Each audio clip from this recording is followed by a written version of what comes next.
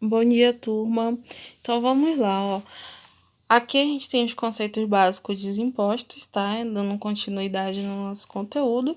A gente viu nosso PIS, né? Nosso PIS/PASEP, se não me engano, na última aula. Aqui a gente tá vendo agora, a gente vai ver um pouco mais. A gente vai entrar com o nosso COFINS, tudinho, nosso ICMS. Então, observamos que só relembrando, né, todo o conceito básico desses impostos.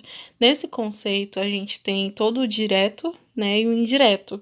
Então, o direto são todos aqueles que o valor econômico tem uma obrigação tributária, né, e que eles são aí suportados exclusivamente pelo contribuinte, sem que o ônus seja repassado para terceiros, né? Ou seja, são todos aqueles pagamentos sem estar embutido a um produto ou serviço, como o RPF, o IRPJ, IPTU e IPVA, tá? Já os nossos indiretos são todos aqueles que há uma carga financeira, né, decorrente de toda a obrigação tributária e é transferida aí para terceiros, ficando todo sujeito passivo e obrigando a recolher, né, todo o respectivo valor.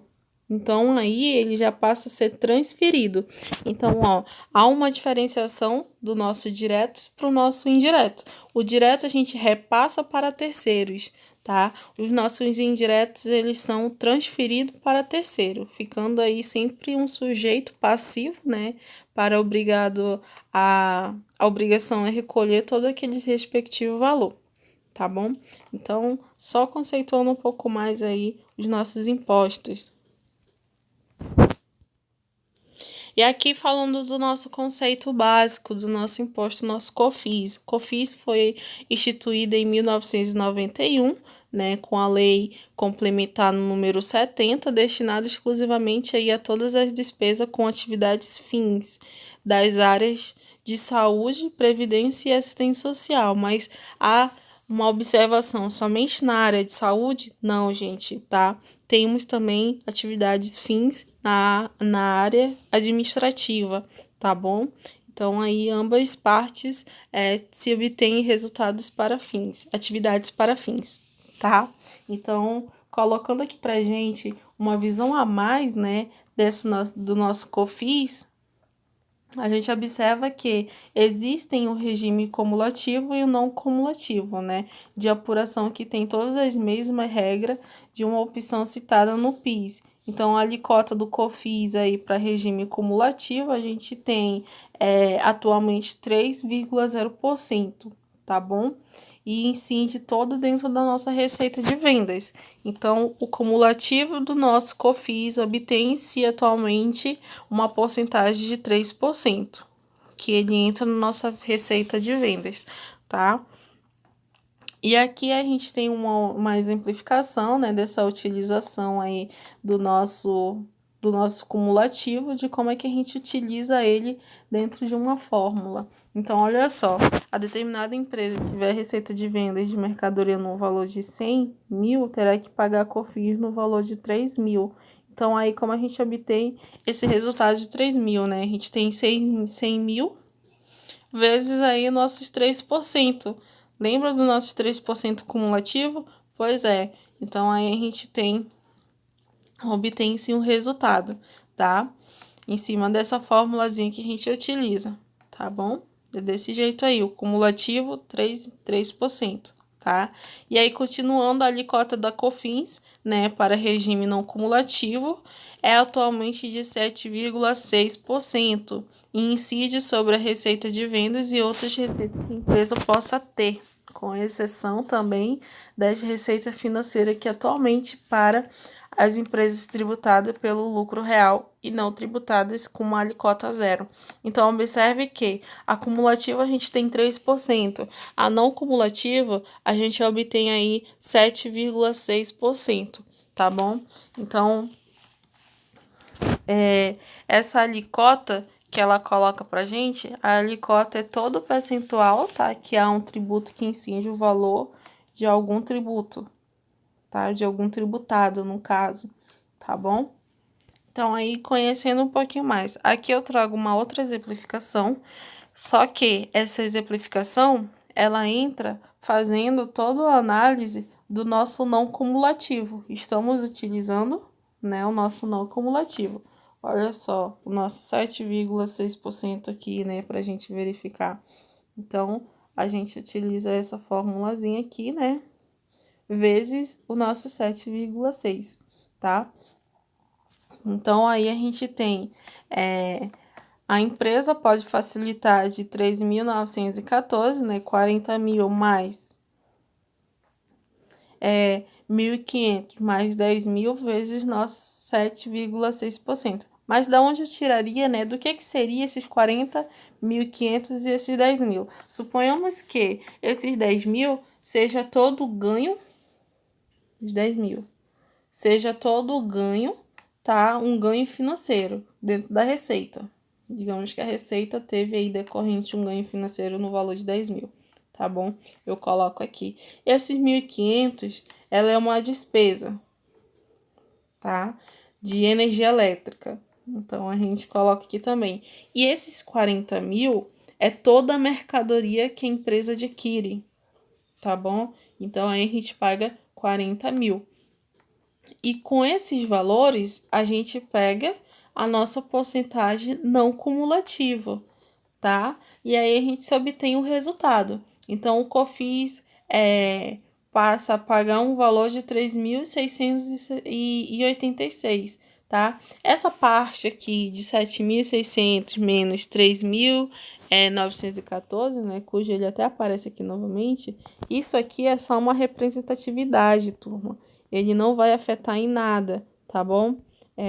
Só porque eu ia utilizar esses valores, eu acabei não utilizando e aí não retirei também, mas só uma representatividade, tá? Não tem muita importância, tá? A gente obtém importância aqui no nosso 7,6, que é o nosso porcentagem não cumulativo, junto com a exemplificação de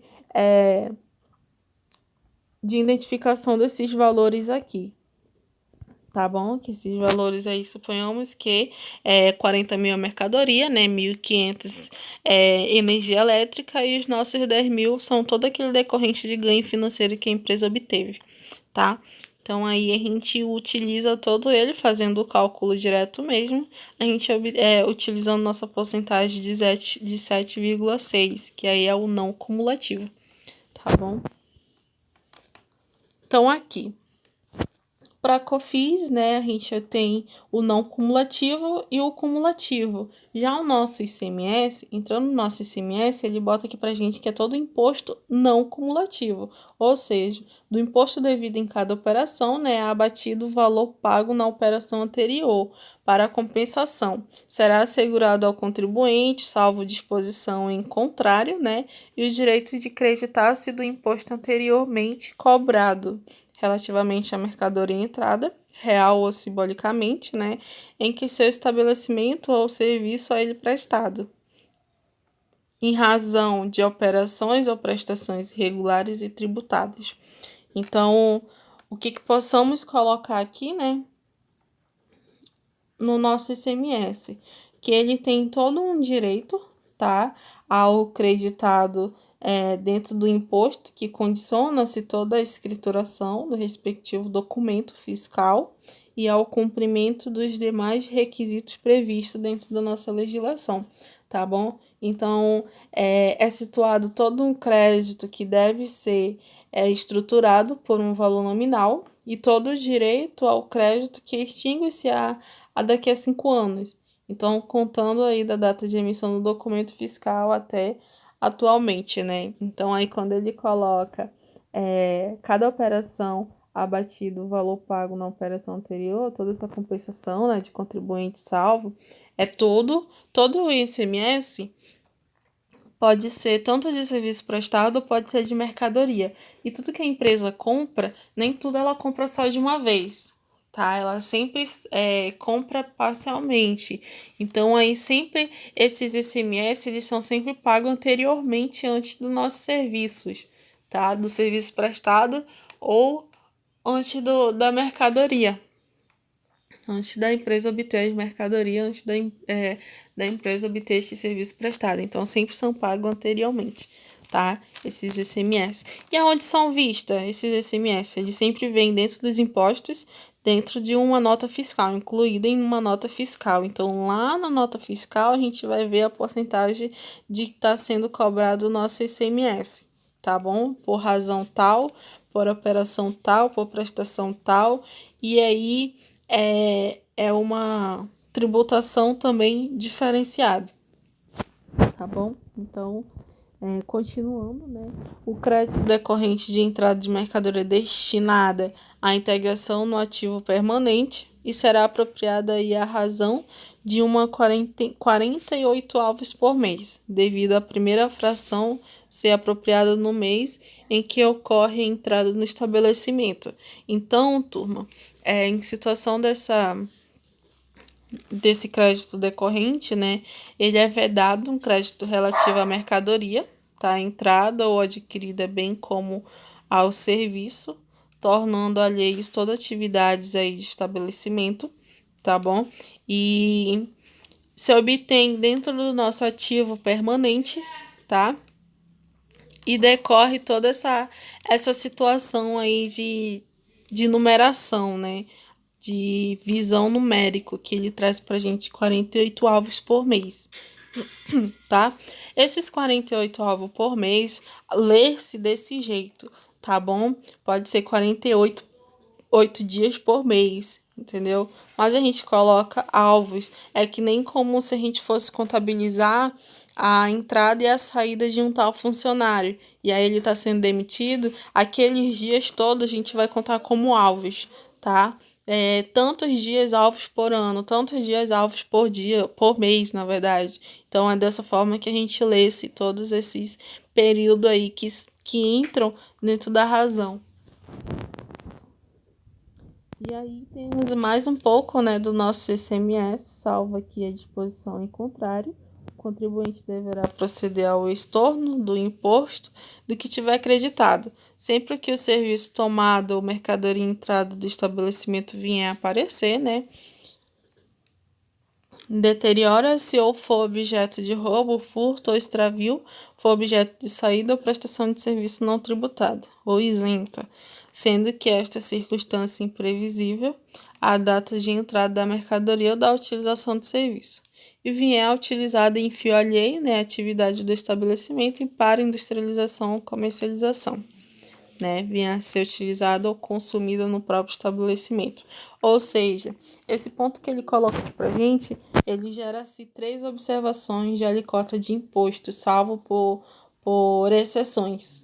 Como assim, salvo por exceções, né? A gente observa todas as alíquotas dos impostos, mas tem as suas exceções por estado, tá? Então, observem, eu vou pontuar 3 para vocês. A primeira nas operações ou prestações internas, tá? Se inicia sempre na parte exterior, no estado de São Paulo, um exemplo. Ele adquire uma alíquota em cima do ICMS de 18%, tá bom? Um segundo ponto que eu posso colocar para vocês, nas operações ou prestações interestaduais, né? Eles destinam mercadorias ou até mesmo serviço para contribuinte no estado na região, no estado da região norte, nordeste e centro-oeste.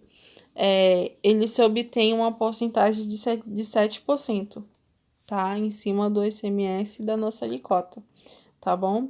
Já terceiro ponto que eu coloco para vocês, que também são nas operações ou prestações interestaduais. Eles destinam de mercadoria ou serviço para contribuinte também no estado sul e sudeste, com uma porcentagem de 12%, tanto em cima do ICMS quanto da alíquota. Então, aqui são exemplificações, tá? Que eu coloco para vocês 3 pontos de análise de cotas dos impostos em cima do nosso ICMS, tá?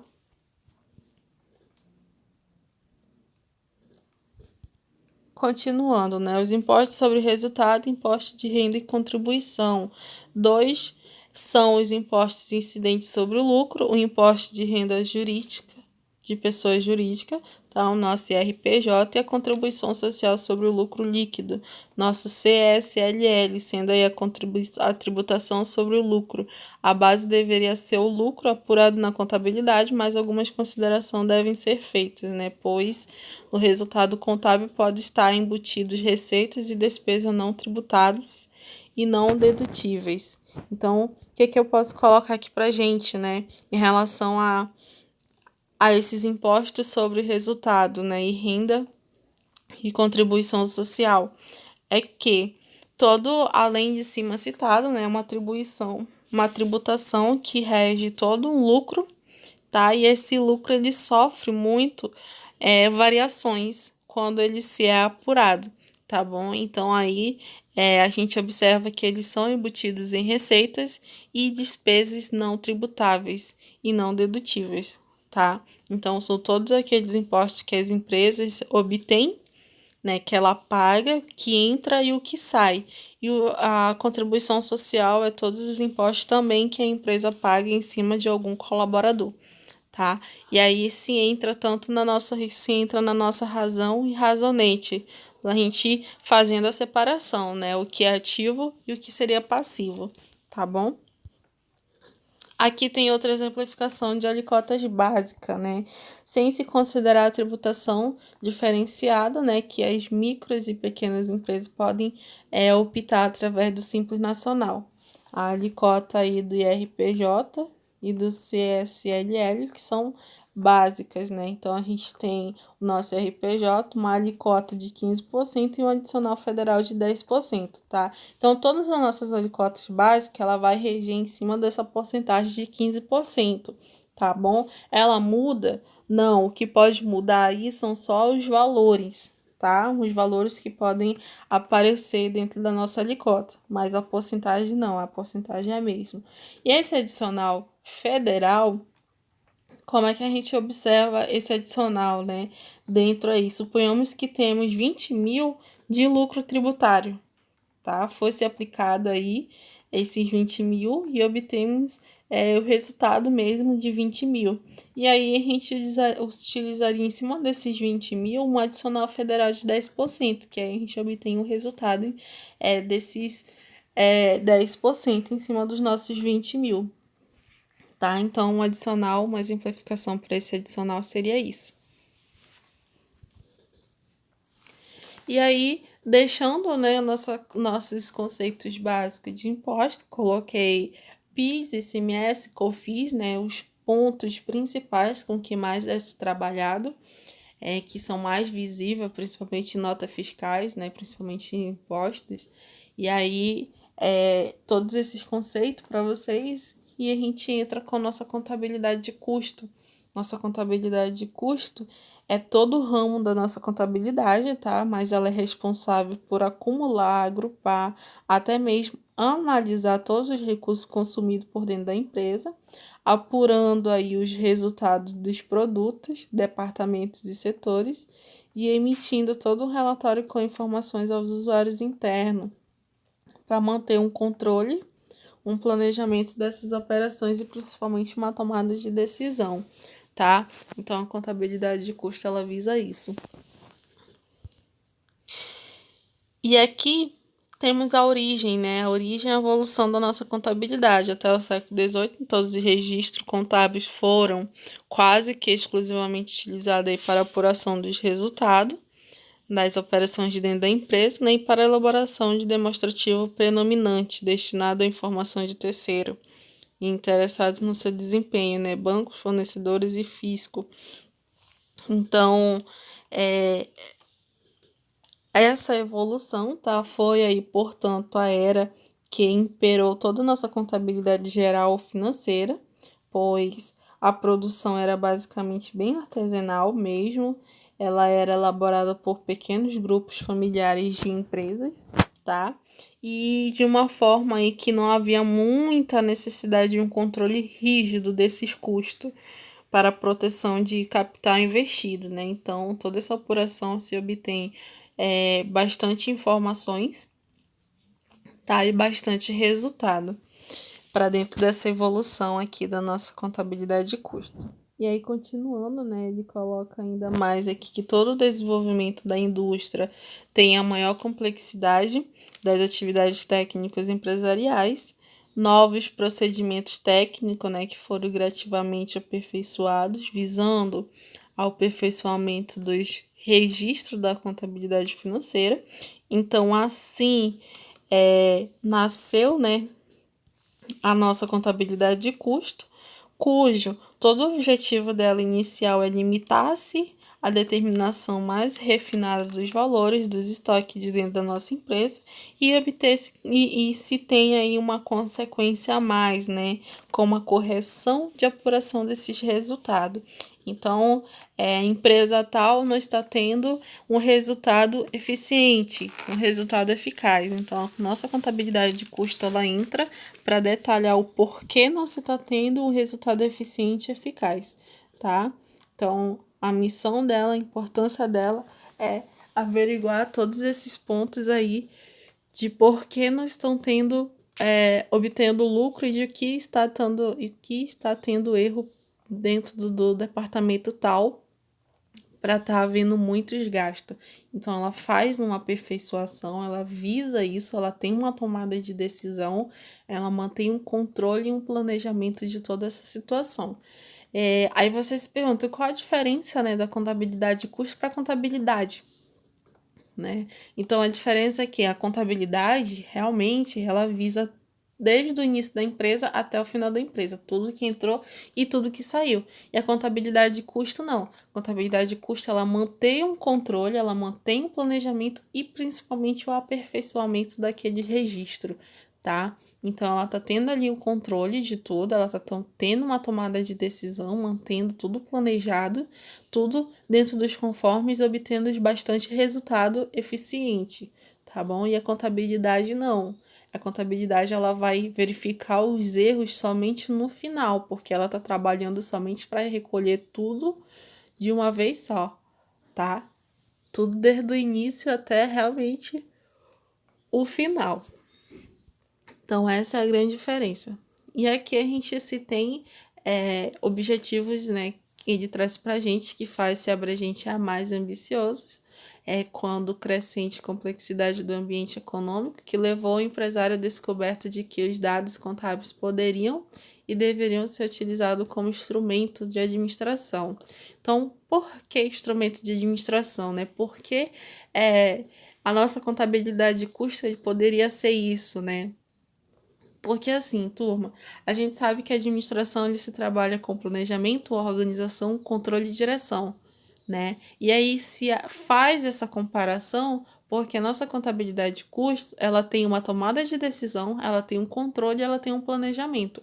Só que a nossa contabilidade de custo, ela está trabalhando somente para apurar, aperfeiçoar aqueles resultados, somente para isso, né? Então, por isso que ela faz um pouquinho de comparação com a nossa administração. Tanto é que não só aqui nesse slide que eu vou mostrar para vocês, mas tem outros exemplos também que eu vou mostrar para vocês que ela faz essa pequena comparação, tá bom?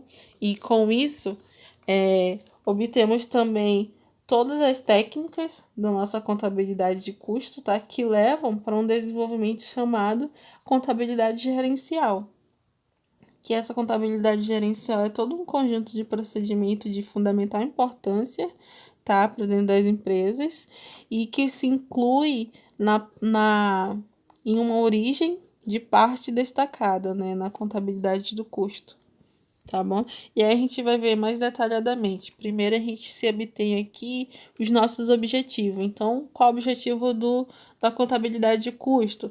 Avaliação dos estoques, tá? Apuração do resultado, planejamento e controle das operações e a tomada de decisão. Coloquei isso para vocês, né?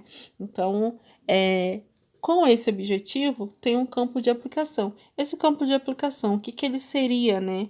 Esse campo de aplicação, ele tem por forte tendência, tá? Em ligar toda a parte da fábrica, que está sendo aí por setores, ou distribuição, armazenamento, faturamento e assim vai, né? Visar esses setores de uma melhoria, Então, observar esses setores, né, que a gente coloca setores como campo de aplicação e aplicar todo o objetivo da nossa contabilidade de custo.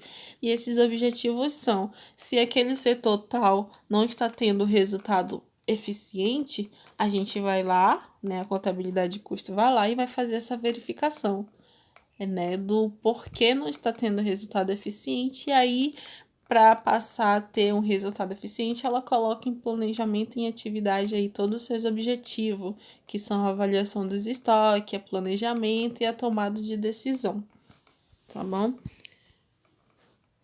E aí, do campo de aplicação para os objetivos, temos aqui o porquê a contabilidade de custo é importante, né? Então, ela fala para gente que a contabilidade de custo ela cumpre um papel de grande importância de todos os tipos de empresa,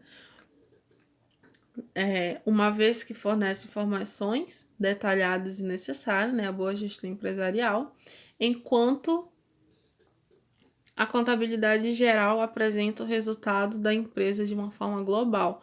Contabilidade de custo detalha esse resultado fornecendo por produto, por setor, por forma bem melhor que atenda toda a administração. Então, observem aqui que ela também acrescenta no contexto, né, um pouco do que eu falei para vocês, a diferenciação da contabilidade geral para a contabilidade de custo, né? Então, a contabilidade de custo, ela vai detalhar todos aqueles resultados e ela vai aperfeiçoar todos eles naquele momento, tá? Enquanto a nossa contabilidade geral, ela vem de uma forma global, de todo, desde o início até o final da empresa, onde ela vai ver e vai traçar melhorias somente no final do análise de processo dela, de toda aquela análise de informações que ela adquiriu, entendeu? Enquanto o nosso custo aqui, nossa contabilidade de custo, ela não, ela já faz ali naquele exato momento, tá? E com isso, eu posso colocar um exemplo aqui para vocês, né? Só para exemplificar um pouco mais da nossa contabilidade de custo, devemos considerar aí que uma determinada empresa, ela lucrou num período de R$ 10.000, tá? Esse resultado, ele seria satisfatório? Né? A gente pergunta, é dentro do esperado? Então, vamos dizer que esteja dentro do esperado, né? Sendo, portanto, bem satisfatório. Será que está tudo bem? Precisamos fazer uma análise mais detalhada? Não. Por que não precisamos, gente? Porque a contabilidade de custo, ela só iria fazer uma análise mais detalhada se não houvesse um bom resultado, se não houvesse uma satisfação para dentro da empresa, entendeu? Que aí ela iria buscar o porquê não está tendo um bom resultado, não está sendo satisfatório, tá? E com isso, nessa busca dela, ela iria colocar todos os objetivos dela em prática, tá? Todos os controle, planejamento, toda essa visãozinha, ela ia colocar em prática para buscar o porquê não está sendo satisfatório e porquê não está sendo agradável aí para dentro da empresa, tá bom? E aqui é o que eu coloquei para vocês, né? Uma exemplificação aqui que eu coloquei para vocês. E aí a gente passa e a gente se pergunta, né? Será que o preço de venda pago pelo mercado é suficiente para remunerar os custos e ainda deixar a margem de lucro desejada? Ou o custo do produto fabricado está dentro de um padrão de eficiência para a competitividade no mercado? Ou também eliminar um produto na linha de fabricação, né? Determinado produto apresentar prejuízo, quais as razões devem ser destacadas imediatamente? Então, apesar de não ser lucrativo, ele contribui para amortizar custos fixos. Deve produzir um produto não lucrativo para atender um cliente que compra outros produtos para a empresa. Qual a receita aí a empresa ofere, né, para não ter um lucro nem prejuízo, ou seja, para atingir pontos de equilíbrio, para atingir o lucro desejado. Aí, bem, vale a pena produzir ou comprar pronto determinado componente? Então, gente, todas essas perguntas aqui, só quem pode responder é a nossa contabilidade de custo. Só quem pode trazer esse resultado absoluto e até mesmo trabalhar em cima disso é a nossa contabilidade de custo. Sem ela, a gente fica sem resposta praticamente, né? Então, eliminar um produto da linha de fabricação, Aí, o que a contabilidade de custo ela poderia responder, né? Depende. A gente verifica primeiro se está tendo aí prejuízo, né? Esse produto dentro da nossa linha de fabricação. Se realmente houver um prejuízo, tem que se eliminar. Então, a contabilidade de custo, ela faz toda essa análise, ela faz todo esse processozinho, tá bom? Faz todo esse controle para poder te dar uma resposta, tá? Então, todas essas perguntas quem responde é a nossa contabilidade de custo, tá? A contabilidade geral, ela também pode responder, professora. Realmente, mas ela só vai te responder no final de todas as operações que ela conseguir ter, que ela conseguiu obter de dentro da empresa. Enquanto isso, só se tem, né, a contabilidade de custo para te dar uma informação imediata, tá? E aí a gente tem toda a análise, analisando o conceito, né? Que ele coloca para a gente 2 pontos, o aspecto contábil e o aspecto gerencial. Tanto é que ele diz aqui no nosso aspecto contábil, que é a parte operacional, ou seja, o de acumular os recursos consumidos e apurar os custos do produto em estoque, né? Uma exemplificação desse contábil. Esse contábil, ele cuida, coletar todos os dados, todos os recursos consumidos dentro da empresa, tá? Separando todos os custos e as despesas. Lembra que nosso ativo e nosso passivo a gente faz essa separação? Pois é, no contábil, no aspecto contábil é a mesma coisa, só que é custos e despesas, tá? Ele agrupa aí todos por uma classificação, até mesmo pode ser por departamento, e ele faz a apropriação aí desses produtos, até mesmo se for necessário, dos custeios, né, do estoque, como ele coloca dos custos de produto em estoque. Então, ele também faz aí desse custeamento desses estoques, tá bom? E aí, para isso, ele segue bem rigorosamente, tá, os princípios fundamentais da nossa contabilidade e dentro também da nossa legislação fiscal, tá bom? E o nosso aspecto gerencial, né, ele coloca aí que são todas as análises de custo apurado, emitindo relatórios